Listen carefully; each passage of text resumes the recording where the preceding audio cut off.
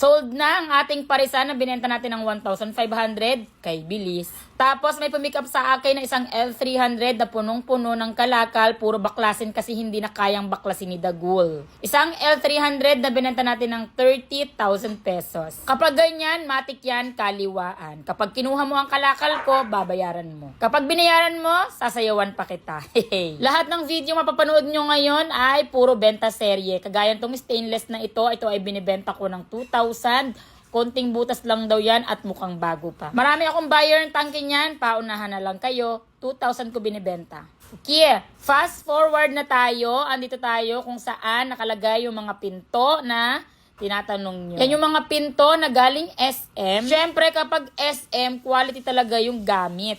Good quality yung mga pinto na yan na binibenta ko ng 2,500 lang. Ang daming spotlight na yan na binibenta ng 600 pesos. Lahat yan ay working. Itong pin light ay binibenta din ng 600 pesos. Ang ganda niyan. Mahal yan sa Ace Hardware or sa Wilcon. Ito rin yung pinto na binibenta. Yung wood na puti na yan ay binibenta ng 1,500. Meron din tayo yung CR na pinto. Ayan, binibenta niya ng 1,000 pesos. Magaganda pa yan. At eto yung sinasabi ko. Yan yung 2,500 na pinto. Nakabenta na ako kanina niyan ng 4 na piraso.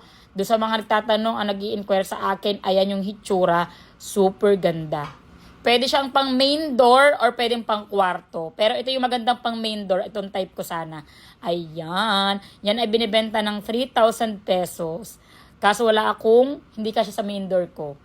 Kaya hindi pwede. Pass tayo dyan. Meron ding motor ng roll-up. Ayan, papakita ko sa inyo yung roll-up. Baka type nyo. Kaso wala pa yung presyo. Mag-PM lang kayo sa akin para makapagbigay ako ng presyo sa inyo. Ay, eto gusto ko rin yung glass door na yan. Binibenta yan ng 2,500 lang.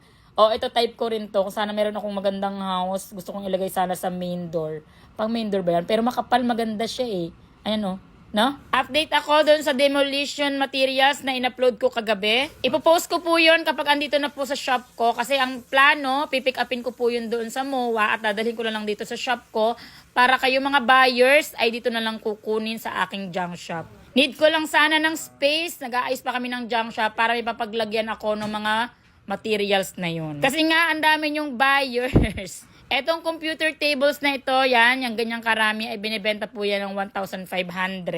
Benta serye na po kasi tayo. Kaya tama po ako, nagagawa ako ng isang page para doon po talaga yung benta serye natin. Ang tawag po sa akin doon sa kabilang page natin ay babaeng mabenta.